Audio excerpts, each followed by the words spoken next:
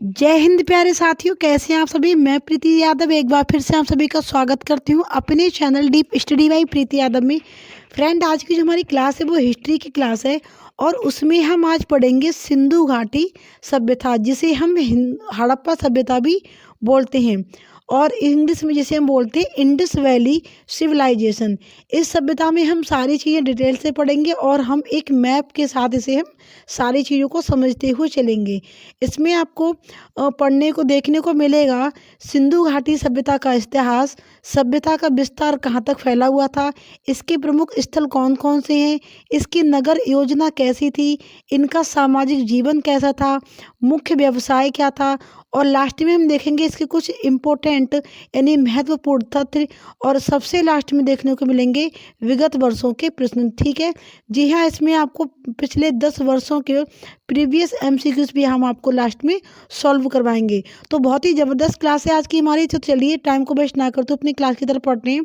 अगर आप चाहते हैं हमारे चैनल पर इसी तरीके की और भी वीडियो को देखना तो प्लीज़ चैनल को सब्सक्राइब कर लीजिए और बेल आइकन को भी आप साथ ही में प्रेस कर दीजिए ताकि आने वाली हर वीडियो का नोटिफिकेशन आपके पास टाइम टू टाइम पहुँचता रहे। तो देखिए स्टार्ट करते हैं। हम पहले सिंधु घाटी सभ्यता क्या है इसके बारे में थोड़ा जान लेते हैं। ठीक है, तो सिंधु घाटी सभ्यता विश्व की प्राचीन सभ्यताओं में से एक है, यानी ये सबसे पुरानी सभ्यता कौन सी है, हमारी सिंधु घाटी सभ्यता है। यह सभ्यता यह हड़प्पा सभ्यता और सिंधु सरस्वती सभ्यता के नाम से भी जानी जाती है। इसी को हम कांस्य युगीन सभ्यता भी बोलते हैं। ठीक है, इसी को हम सिंधु घाटी सभ्यता, हड़प्पा सभ्यता, सिंधु सरस्वती सभ्यता, इंडस वैली सिविलाइजेशन और कांस्य युगीन सभ्यता भी हम बोलते हैं। तो काफ़ी सारे नाम है इसके। फिर देखेंगे पाकिस्तानी पंजाब स्थित हड़प्पा नगरीय संस्कृति की एक महान खोज थी। ठीक है, जो पाकिस्तान में जो पंजाब है वहाँ पर एक नगर है स्थित हड़प्पा। तो ठीक है, वो जो उसकी जब खोज हुई थी तो ये ये हड़प्पा नगरी की संस्कृति की एक महान खोज थी। 1853 ईस्वी में ब्रिटिश अभियंता अलेक्जेंडर कनिंघम ने दिन में कनिंघम जो कि एक महान उत्खनन और अन्वेषक हुए हैं। ठीक है, जो खुदाई खिदमतकार थे वो थे, तो उन्होंने इसकी खोज की थी। हड़प्पा संस्कृति की मोहर देखी, इन्होंने उस पर उसकी मोहर देखी। मोहर के ऊपर वृषभ और कुल 6 अक्षर अंकित थे।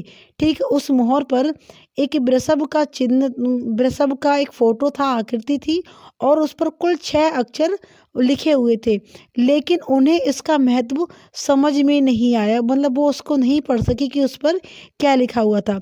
1921 ईस्वी में जब भारतीय पुरातत्वविद दयाराम साहनी ने हड़प्पा की खुदाई की, जब उन्होंने इसकी खुदाई की इस स्थल की, तब इसकी संभावनाओं की चर्चा होने लगी। यानी तब जब इन्होंने इसकी खुदाई 1921 में स्टार्ट करी थी, तब ऐसा मतलब वहाँ पर चर्चा होने लगी कि यहाँ पर भी कोई सभ्यता देखने को मिल सकती है। चलिए आगे देखते हैं। देखिए फिर है एक अन्य इतिहासकार राखल दास बनर्जी ने सिंध में मोहनजोदड़ो की खुदाई की। इस नवीनतम स्थान के प्रकाश में आने के उपरांत यह मान लिया गया कि संभवतः यह सभ्यता सिंधु नदी की घाटी तक ही सीमित है। अतः इस सभ्यता का नाम सिंधु घाटी की सभ्यता या सैंधव सभ्यता रखा गया। ठीक है, यानी कि दयाराम साहनी जी ने जब खुदाई की मोहनजोदड़ो की, तब वो स्थल निकल कर आया, हड़प्पा स्थल की, तब वो स्थल निकल कर आया सामने। फिर राखलदास बनर्जी ने मोहनजोदड़ो की खुदाई की सिंध में, फिर ये मान लिया गया कि यह जो सभ्यता है वो सिंधु घाटी, एक सिंधु नदी है उसके आसपास ही सीमित है ये। फिर इसको नाम दिया गया सिंधु घाटी की सभ्यता या फिर सैंधव सभ्यता।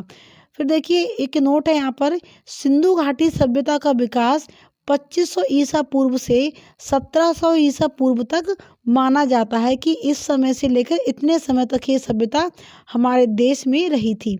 सिंधु घाटी सभ्यता विश्व की सबसे पहली शहरी सभ्यता थी।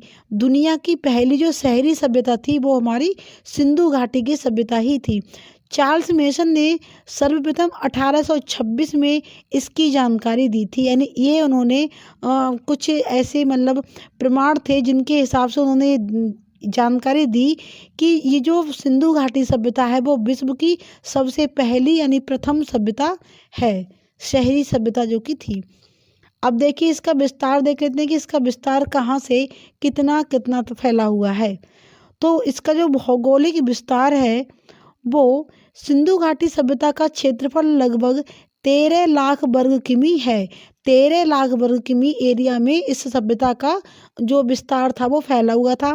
अभी तक प्राप्त साक्ष्यों के आधार पर कहा जा सकता है कि सैंधव सभ्यता का भौगोलिक विस्तार उत्तर में मांडा से लेकर दक्षिण में नर्मदा नदी के मुहाने तक तथा पश्चिम में सुतकांगे डोर से लेकर पूर्व में आलमगीर तक था।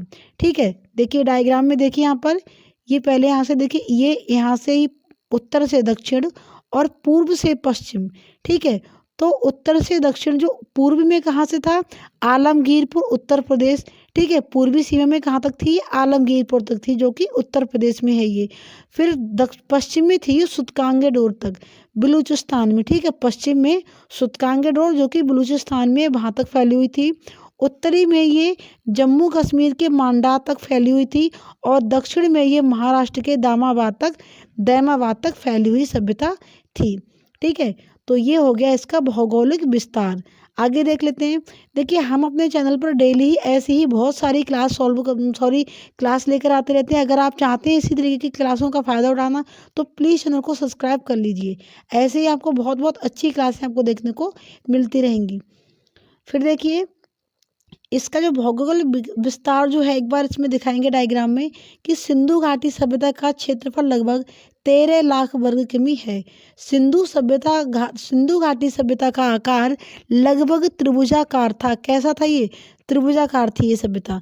देखिए यहाँ पर इसे ऊपर कर देंगे फिर देखेंगे। ये देखिए ये सुतकांगे डोर से ये यहाँ तक मांडा तक। ठीक है, ये कहाँ तक है, सुतकांगे डोर तक जो कि बलूचिस्तान में था। ये पाकिस्तान में, यहाँ से ये मांडा जो कि जम्मू कश्मीर में है। फिर देखिए ये यहाँ से आलमगीरपुर तक कहाँ पर था, ये था यूपी में। और फिर ये यहाँ से दैमाबाद जो कि महाराष्ट्र में है और ये यहाँ से इस तरीके से। ठीक है, तो लगभग ऐसा नहीं बोला कि सिंधु घाटी की सभ्यता त्रिभुजाकार थी, लगभग त्रिभुजाकार बोला है इन्होंने। ठीक है, तो आपको देखने में लिख रहा होगा कि ये देखिए ऐसे त्रिभुजाकार ही, बस थोड़ा सा इसमें झुकाव लगा है। तो इसीलिए इन्होंने बोला है कि सिंधु घाटी की जो सभ्यता थी वो लगभग त्रिभुजाकार थी। आपको समझ में आ रहा अच्छे से। चलिए साथ ही में देखिए आपको यहाँ पर बहुत सारे ये स्थल दिख रहे होंगे। ये देखिए मोहनजोदड़ो यहाँ पर रह गया। ठीक है, बालाकोट ये रहा, अलाउद्दीन ये रहा, लोथल यहाँ पर दिख रहा है आपको, रंगपुर भी यहाँ पर दिख रहा है, धौलावीरा ये रहा। ठीक, और देखिए यहाँ पर दिख रहा होगा वनावली, कालीबंगन। ठीक है, ये बहुत सारे स्थल, ये यहाँ पर रोपड़ ये रहा। तो बहुत सारे स्थल आपको यहाँ पर दिख रहे होंगे। क्लियर, आगे समझते हैं, अपनी क्लास को कंटिन्यू रखते हुए आगे बढ़ाते हैं क्लास। अब इनका सामाजिक जीवन देख लेते हैं कि इनका जो सामाजिक जीवन था वो कैसा था। तो इनका सामाजिक जीवन जो था, सिंधु घाटी सभ्यता के समाज का स्वरूप मात्र सत्तात्मक था और सिंधु समाज का जो वर्ग सभ्यता का समाज जो था वो 4 वर्गों में बटा हुआ था। ठीक है, यहाँ पर महिलाओं को, मतलब इनकी महिलाओं को भी यहाँ पर सम्मान था। यहाँ पर जो इनका समाज था मात्र सत्तात्मक था और एक जो वैदिक सभ्यता है हमारी वो ग्रामीण सभ्यता थी और उसका जो समाज था वो कैसा था, वो पितृसत्तात्मक था। वहाँ पर पुरुषों को अधिक मतलब वहाँ पर चलती थी, यानी पुरुषों को अधिक सम्मान मिलता था महिलाओं की अपेक्षा में। और लेकिन सिंधु सभ्यता का जो समाज था वो था मात्र सत्तात्मक। ठीक है, तो देखिए मैंने यहाँ पर आपको बताया कि ये जो इनका समाज था वो 4 वर्गों में बटा हुआ था। कौन कौन से वर्ग थे, एक था विद्वान वर्ग। ठीक है, जो कि पढ़े लिखे लोग, ज्ञानी लोग होते थे। एक होता था योद्धा वर्ग। ठीक है, जो लड़ाई में सक्षम होते थे युद्ध के लिए। एक होता था व्यापारी और शिल्पी वर्ग और एक होता था हमारा लास्ट में श्रमिक वर्ग। ठीक है, जो कि मजदूर वगैरह होते थे। तो विद्वान वर्ग, योद्धा वर्ग, व्यापारी एवं शिल्पी वर्ग और एक हो गया हमारा चौथा श्रमिक वर्ग। इन 4 वर्गों में बटा हुआ था सिंधु सभ्यता का समाज। इनकी जो भोजन थे वो भोजन कैसा खाते थे? सिंधु सभ्यता के लोग शाकाहारी एवं मांसाहारी दोनों प्रकार का भोजन करते थे, यानी ये लोग शाकाहारी भी थे, मांसाहारी भी थे। ये उनकी इच्छा पर डिपेंड करता था कि उन्हें किस तरीके का उन्हें आहार लेना है। ठीक है, ये किसी भी तरीके से बाध्य नहीं थे कि नहीं आपको मांसाहारी ही खाना है या फिर आपको शाकाहारी खाना है। ये उनकी खुद की स्वेच्छा पर निर्भर करता था कि उन्हें किस तरीके का भोजन ग्रहण करना है। फिर देखिए इनका आगे देख लेते हैं, इनके नगर की जो व्यवस्था वगैरह थी वो कैसी थी। सिंधु सभ्यता के नगर विश्व के प्राचीनतम सुनियोजित नगर हैं, यानी जो विश्व में सबसे पुराने सुनियोजित नगर थे उनमें से एक हैं। सिंधु सभ्यता के लोगों ने नगरों और वहाँ घरों के विन्यास के लिए ग्रिड पद्धति अपनाई। ये क्वेश्चन बहुत ज़्यादा पूछा जाता है कि सिंधु सभ्यता के लोगों ने घरों और नगरों को बनाने के लिए कौन सी पद्धति अपनाई थी, तो कौन सी अपनाई थी? ग्रिड पद्धति अपनाई थी। ये बहुत ही अच्छा क्वेश्चन है। अगला है, हड़प्पा और मोहनजोदड़ो के मकानों का निर्माण में सामान्यतः पक्की ईंटों का प्रयोग मिलता था। कैसी ईंटें होती थी? पक्की ईंटें होती थी हड़प्पा और मोहनजोदड़ो में। बाकी में कुछ मतलब स्थलों में कच्ची ईंटों का प्रयोग भी देखने को मिला है, लेकिन हड़प्पा और मोहनजोदड़ो के जो मकान थे उनमें ज़्यादातर पक्की ईंटों का यूज ही देखने को मिला है। सामान्यतः मकानों में 4-5 कमरे बनाए जाते थे। मकान में आंगन, रसोई घर, स्नान घर, कुएं तथा कुछ बड़े घरों में शौचालय भी मिले हैं। ठीक है, यानी घर जो थे वो बहुत ही मतलब सुनियोजित तरीके से बनाए जाते थे, जिनमें 4-5 कमरे बनाए गए, आंगन बना दिया, रसोई बना दिया, और जो कुछ बड़े घर थे उनमें तो कुएं और शौचालय भी देखने को मिले हैं। ठीक, चलिए उम्मीद है आपको समझ में बहुत ही अच्छे से क्लास आ रही होगी। आगे कंटिन्यू रखते हैं क्लास के लिए और देख लेते हैं इनकी सामाजिक स्थिति।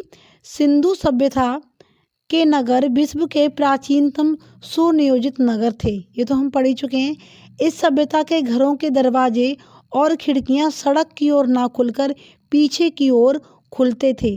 ठीक है, इनके जो घर थे वो जो खिड़कियां और दरवाजे थे वो सड़क की ओर ना खुलकर पीछे की ओर खुलते थे। केवल लोथल नगर के दरवाजे मुख्य सड़क की ओर खुलते थे। जो एक नगर है, ये भी क्वेश्चन बहुत ज़्यादा पूछने को आता है कि एक ऐसा नगर बताइए सिंधु घाटी सभ्यता का जिसके दरवाजे सड़क की ओर ना खुलकर घर की ओर ना खुलकर सड़क की ओर खुलते हों। ठीक है, तो वो कौन सा स्थल था? वो था लोथल नगर।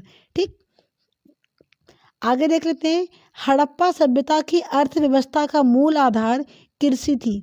ठीक है, इनकी जो अर्थव्यवस्था थी उसका क्या था? कृषि थी, उसी पर इनकी सारी की सारी अर्थव्यवस्था टिकी हुई थी। हड़प्पा में मिली मोहरों में सर्वाधिक सेल खड़ी से निर्मित हैं। ये जो हड़प्पा सभ्यता की जो खुदाई हुई थी हड़प्पा की स्थल की, वहाँ पर जो मोहरें प्राप्त हुई तो वो ज़्यादातर सेल खड़ी से बनी हुई थी। ठीक है, और देखिए मोहनजोदड़ो से प्राप्त एक सील पर 3 मुख वाले पशुपति नाथ की मूर्ति मिली है, जिनके 3 मुख थे।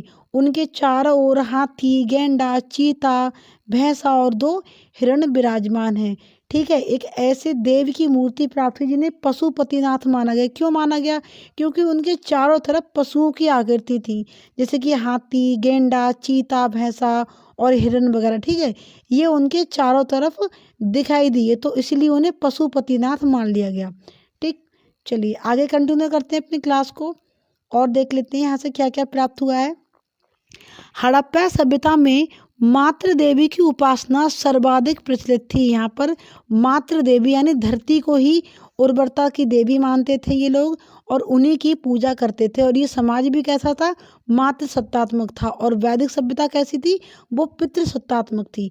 सिंधु सभ्यता के लोग धरती को उर्वरता की देवी मानकर उनकी पूजा करते थे। ठीक है, धरती माता को ही उर्वरता की देवी मानते थे और उसकी पूजा करते थे। शिव पूजा एवं वृक्ष पूजा के साक्ष्य भी सिंधु सभ्यता से मिलते हैं।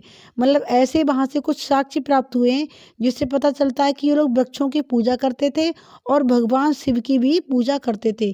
मिट्टी की मूर्तियाँ सबसे अधिक मिलने पर ऐसा अनुमान लगाया जाता है कि सिंधु सभ्यता मातृ सत्तात्मक थी। ठीक है, यानी वहाँ पर यानी इस सभ्यता से बहुत सारी मिट्टी की मूर्तियाँ मिली हैं। फिर है पर्दा प्रथा एवं वेश्यावृत्ति प्रथा सभ्यता में प्रचलित थी, यानी इस सभ्यता में पर्दा भी होता था, ठीक है, महिलाएं पर्दा भी करती थी और यहाँ पर वेश्यावृत्ति प्रथा भी प्रचलित थी। और देखिए यहाँ पर कुछ मूर्तियाँ आपको दिख रही होंगी, ये जो सारी मूर्तियाँ हैं वो इसी सभ्यता से उनकी खुदाई के बाद में यहाँ से प्राप्त हुई हैं, ठीक। ये देखिए आपको ढेर सारी ये सब चीज़ें दिख रही होंगी। कोई नहीं, चलिए आगे क्लास को कंटिन्यू करते हैं। फिर देखिए अब यहाँ पर दिखाएंगे कि हड़प्पा सभ्यता की जो लिपि थी, ठीक है, वो कैसी थी, चित्रात्मक थी और जो दाएं ओर से बाएं ओर की तरफ लिखी जाती थी, यानी ये कुछ ऐसे साइन या कुछ ऐसे चिन्ह बना देते थे जिसको मतलब आज तक जो पढ़ी नहीं जा सकी, मतलब हमारे लोगों ने इसे पढ़ने में से असफलता हुई, यानी हम लोग इसे नहीं पढ़ सके कि ये लोग क्या लिखते थे। और जो लिखते थे वो क्या लिखते थे, दाईं ओर से बाईं ओर की तरफ ही लिखते थे। सिंधु सभ्यता के लोग पुनर्जन्म में विश्वास करते थे। ये देखिए ये यहाँ पर तो कुछ इस तरीके से ये चित्र बनाते थे, कुछ आकृतियाँ बनाते थे, लेकिन जिसको आज तक कोई भी नहीं पढ़ सका। ये देखिए आपको यहाँ भी इनके कुछ साक्ष्य दिख रहे होंगे, ये थी इनके वहाँ की, ठीक है, ये लिखते थे इस तरीके से जिसे आज तक नहीं पढ़ा जा सका। और सिंधु सभ्यता के लोग पुनर्जन्म में भी विश्वास रखते थे कि मरने के बाद इंसान को दोबारा से जन्म धरती पर मिलता है। इस सभ्यता के लोग इस सभ्यता से संबंधित पुरा स्थल भारतीय उपमहाद्वीप के भारत, पाकिस्तान और अफगानिस्तान से प्राप्त हुए हैं। इस सभ्यता से जो स्थल हैं यानी पुराने स्थल हैं वो कहाँ से प्राप्त हुए हैं, भारतीय उपमहाद्वीप के भारत, पाकिस्तान और अफगानिस्तान से। देखिए ये देखिए ये तो भारत में हो गए, ठीक है, आलमगीरपुर हो गया, यहाँ पर ये दैमाबाद तक फैली हुई है। सुतगांगे डोर ये कहाँ पर है, ये हमारा पाकिस्तान में है, ठीक। और ये देखिए अफगानिस्तान के भी यहाँ पर आपको काफ़ी सारे दिख जाएंगे। तो ये इतने सारे स्टेट में फैली हुई थी, कहाँ तक, भारत में, पाकिस्तान में और अफगानिस्तान में, ठीक। इन 3 देशों तक की फैली हुई सभ्यता थी जो कि सिंधु नदी के, क्योंकि ये सिंधु नदी के किनारे बसी हुई थी, तो जहाँ जहाँ सिंधु नदी थी वहाँ वहाँ तक इसका विस्तार था। चलिए आगे देखते हैं इसके प्रमुख स्थलों के बारे में। सिंधु सभ्यता के प्रमुख स्थल, ठीक है, यानी इसमें से कौन कौन से इसकी खुदाई से स्थल में प्राप्त हुए हैं अब तक। तो देखिए एक हमारा स्थल हो गया हड़प्पा, जिसकी खुदाई 1921 में हुई थी, तब निकल कर ये सबके सामने आया था। तो देखिए इसकी जो खुदाई वो दयाराम साहनी ने 1921 में की थी। यह रावी नदी के तट पर है जो वर्तमान में पाकिस्तान में स्थित है।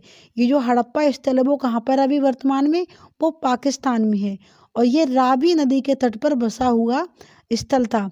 यहाँ से प्राप्त कुछ महत्वपूर्ण अवशेष एक बर्तन पर बना मछुआरा का चित्र, सवाधान पेटिका, शंख का बना बैल, स्त्री के गर्भ से निकलता हुआ पौधा, पीतल का बना इक्का, ईंटों के वृत्ताकार चबूतरे, गेहूं तथा जौ के दाने के अवशेष, स्वास्तिक, सीपी का पैमाना आदि साक्ष्य प्राप्त हुए हैं। क्या क्या प्राप्त हुए हैं, एक जो साक्ष्य मिला है वो बर्तन पर बना हुआ मछुआरे का चित्र है, समाधान पेटिका है, शंख का बना हुआ बैल है, पीतल का इक्का, वृत्ताकार ईंटें, ठीक है, और ये जौ के दाने, गेहूं के दानों के अवशेष, ये बहुत सारे मतलब यहाँ से साक्ष्य भी यहाँ से प्राप्त हुए हैं हमारे लिए। कहाँ से, हड़प्पा स्थल से।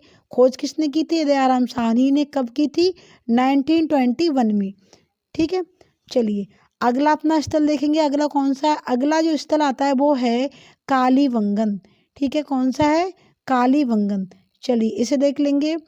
कालीबंगन का अर्थ है काली मिट्टी की चूड़ी, ठीक। इसकी जो खुदाई है वो बीके थापड़ तथा बीबी लाल ने की थी। किसने की थी, बीके थापड़ और बीबी लाल ने। वर्तमान में यह राजस्थान में घग्गर नदी के किनारे स्थित है, जो हमारे हिंदुस्तान में ही है ये वाला स्थल। यहाँ से प्राप्त साक्ष्यों में जुते हुए खेत के साक्ष्य, कांच व मिट्टी की चूड़ियाँ, सिलवट्टा, सूती कपड़े की छाप, बेलनाकार मोहरे, ईंटों से निर्मित चबूतरे, अग्निकुंड शल्यक्रिया, मिट्टी के खिलौने आदि साक्ष्य यहाँ से प्राप्त हुए हैं। बहुत सारे मतलब क्वेश्चंस होते हैं ऐसे कि खेत, जुते हुए खेत के साक्ष्य में कहाँ से प्राप्त हुए हैं, मिट्टी के खिलौने कहाँ से प्राप्त हुए हैं, कांच व मिट्टी की चूड़ियाँ हमें कहाँ से प्राप्त हुई हैं। तो इस तरीके से जो आते हैं, तो आपको ये तो बहुत ही अच्छे से याद रखना है कि कौन सा साक्ष्य हमें किस स्थल से प्राप्त हुआ है। बस यही पूछते हैं, या तो पूछते हैं कोई भी मतलब एक चीज़ देंगे कि ये वाला साक्ष्य में कहाँ से प्राप्त हुआ, या पूछेंगे इस स्थल की खुदाई किसने की थी या फिर कब की थी। बस यही चीज़ें आपको याद रखनी होती हैं। उम्मीद है आपको समझ में आ रहा होगा। अगला स्थल देखेंगे अपना, अगला जो हमारा है वो है चहूदड़ो। ठीक है, चहूदड़ो देख लेते हैं। इसकी खुदाई गोपाल मजूमदार ने की, जो पाकिस्तान में सिंधु नदी के तट पर स्थित है। कहाँ पर है? पाकिस्तान में सिंधु नदी के किनारे। यह एकमात्र ऐसा शहर है जो दुर्ग रहित है। यह औद्योगिक शहर है। दुर्ग रहित का मतलब क्या होता है? मानिए ये हमारा अंदर बसा हुआ गांव है, ठीक है, यहाँ पर ये छोटे छोटे घर बने हुए हैं, यहाँ पर ये सबके, तो दुर्ग का मतलब होता है इस गांव के तरफ एक ऊंची सी दीवार चारों तरफ से, ठीक है, एक दीवार चारों तरफ से उठी, जिससे कि कोई बाहरी व्यक्ति या बाहरी दुश्मन इस पर अटैक ना करे कहीं से भी। ठीक है, एक चारों तरफ से यहाँ पर एक चारों ओर से दीवार का एक घेरा बना हुआ होता है, जिसके बीच में गांव बिल्कुल सेफ होता है, सुरक्षित होता है। और एक मुख्य द्वार यहाँ से होता है थोड़ा सा खुला हुआ, जहाँ से आने जाने का रास्ता होता है इस तरीके से। तो यह एकमात्र ऐसा शहर था जो दुर्ग रहित था, यानी इसके गांव के बाहर से, यानी इस स्थल के चारों तरफ से कोई भी दीवार वगैरह सुरक्षा की नहीं थी। और ये स्थल कैसा था? ये औद्योगिक शहर है। यहाँ से प्राप्त साक्ष्यों में लिपस्टिक, शीशा, मनके और गुड़िया, बिल्ली का पीछा करते हुए कुत्ते के पंजों के निशान आदि साक्ष्य प्राप्त होते हैं। ये भी काफ़ी सारे क्वेश्चन में आता है कि बिल्ली का पीछा करते हुए कुत्ते के पंजों के निशान हमें किस स्थल से प्राप्त हुए हैं? तो कहाँ से प्राप्त हुए? मान लीजिए चमूदड़ों से प्राप्त हुए, जिसके खुदाई खिदमतकार जो थे वो थे गोपाल मजूमदार। क्लियर? चलिए अगला देखेंगे अपना। अगला जो स्थल आता है, ठीक है, इतने ही स्थल थे इसमें, फिर आते हैं हमारे अन्य महत्वपूर्ण तथ्य। ठीक है, हमने उस सभ्यता के बारे में बहुत सारी चीज़ें हमने देख ली, उनका सामाजिक जीवन देख लिया, उनकी अर्थव्यवस्था देख ली, फिर हमने उनकी प्रमुख स्थलों की खुदाई किसने की ये भी देखा। अब देखते हैं इसके अन्य महत्वपूर्ण तथ्य। सिंधु सभ्यता को हड़प्पा सभ्यता, सैंधव सभ्यता, कांस्य युगीन सभ्यता, सिंधु सरस्वती सभ्यता भी बोलते हैं, और इंडस वैली सिविलाइजेशन, इतने सारे नाम इस सभ्यता के कहे जाते हैं।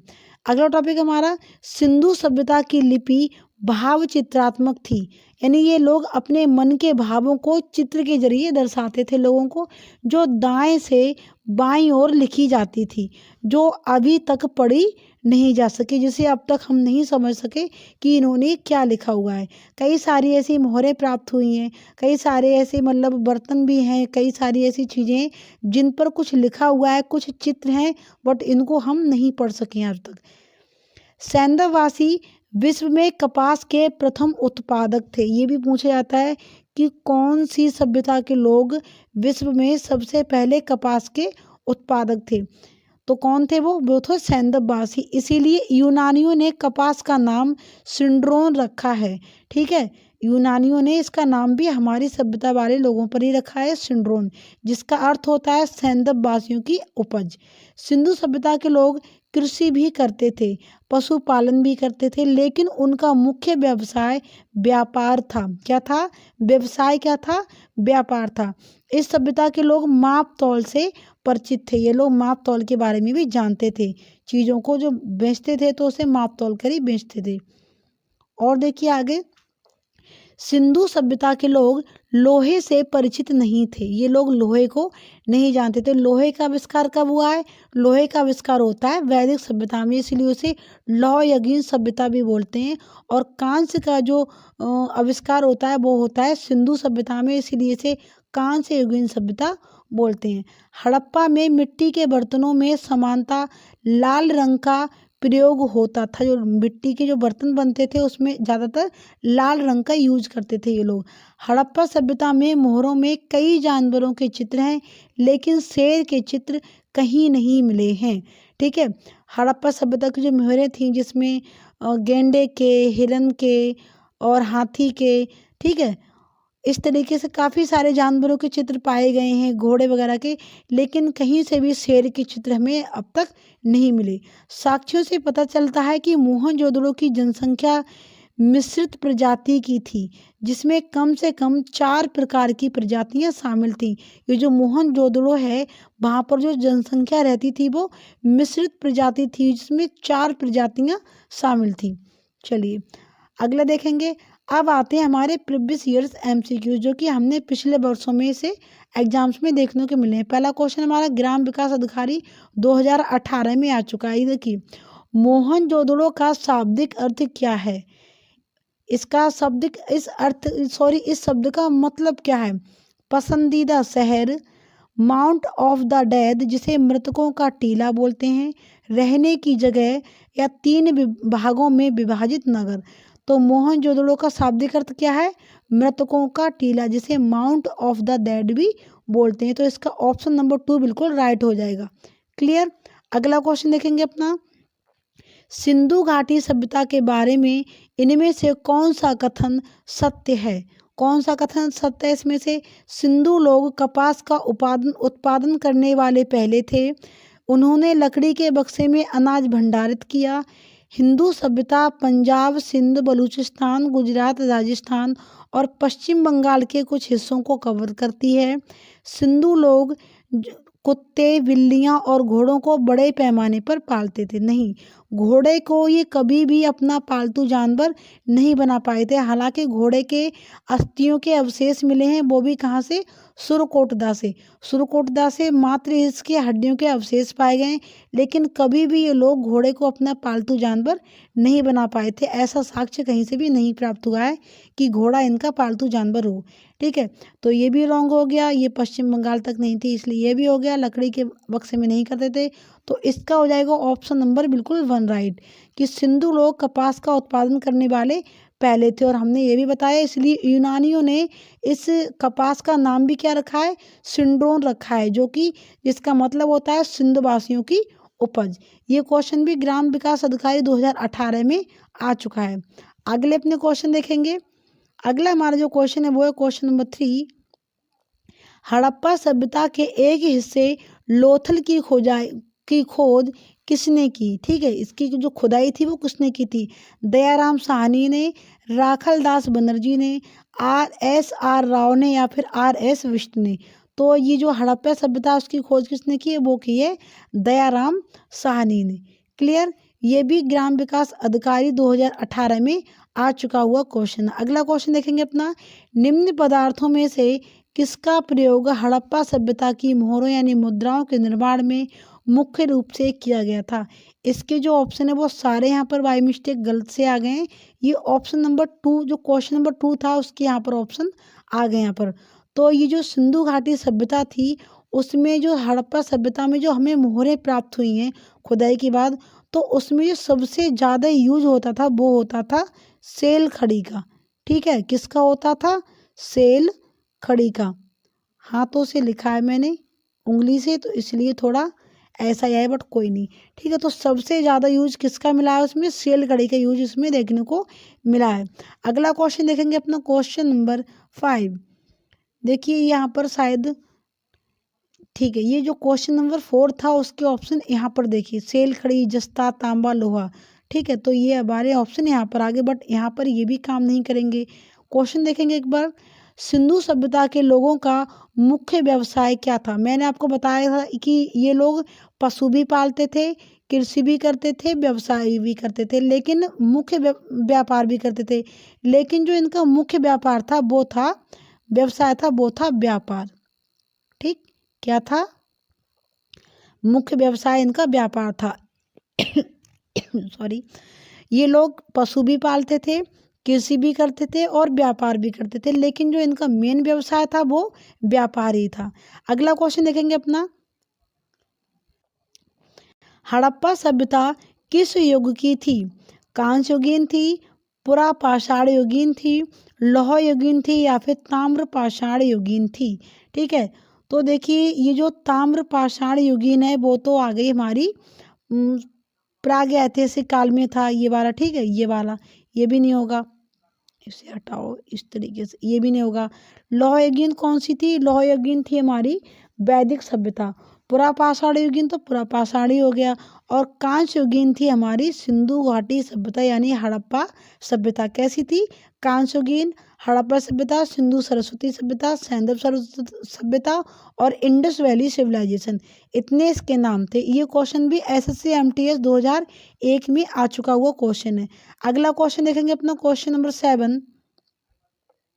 ये है हड़प्पा सभ्यता के निवासी थे।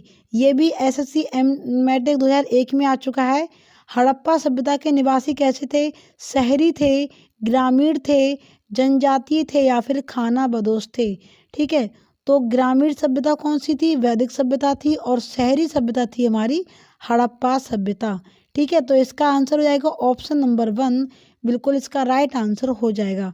अगला देखेंगे अपना, हड़प्पा वासी किस वस्तु के उत्पादन में प्रथम थे? कौन सी ऐसी वस्तु थी जिसका उत्पादन इन्होंने दुनिया में पहली बार किया था? धान, गेहूं, जौ या फिर कपास? तो ये किसके ऊपर प्रथम थे? ये थे कपास के। ठीक है, इसीलिए यूनानियों ने इसका नाम भी हमारे सिंधु सैंधव वासियों की उपज के ऊपर रखा, सिंड्रोन। ठीक है, तो ये हो गए हमारे आज के 8 क्वेश्चन। लास्ट के 2 क्वेश्चन भी एक बार देख लेंगे, फिर क्लास को समाप्त करेंगे। लास्ट हमारा, सिंधु सभ्यता के घर किससे बनाए जाते थे? किससे बनते थे? बांस के बने हुए होते थे, पत्थर के, ईंट के या फिर लकड़ी के? तो किसके बने हुए होते थे? ये होते थे ईंटों के बने हुए घर। हटाएंगे, फिर से करेंगे इस तरीके से। ठीक है, तो इसका ऑप्शन नंबर 3 जो है बिल्कुल राइट हो जाएगा। अगला देखेंगे अपना क्वेश्चन नंबर 10। हड़प्पा सभ्यता का इनमें से कौन सा नगर 3 भागों में विभाजित था? मोहनजोदड़ो, कालीबंगन, धौलावीरा या फिर लोथल? तो ये हो जाएगा ऑप्शन नंबर 3, धौलावीरा।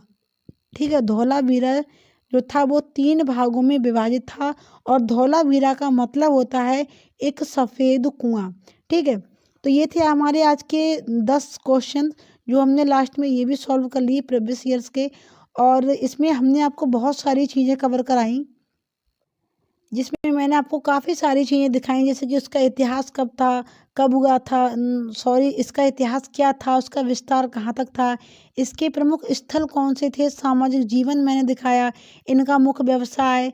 लास्ट में मैंने आपको कुछ इंपॉर्टेंस के तथ्य भी बताए। फिर हमने आपको पिछले वर्षों के यहाँ पर प्रश्न भी आपको सॉल्व करवाए। सारी चीज़ें हमने आपको मैप से समझाई, तो आपको उम्मीद है समझ में भी अच्छे से आई होंगी।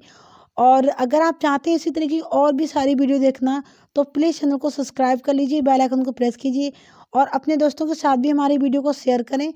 और मिलते हैं अगली क्लास के साथ, तब तक के लिए जय हिंद, जय भारत।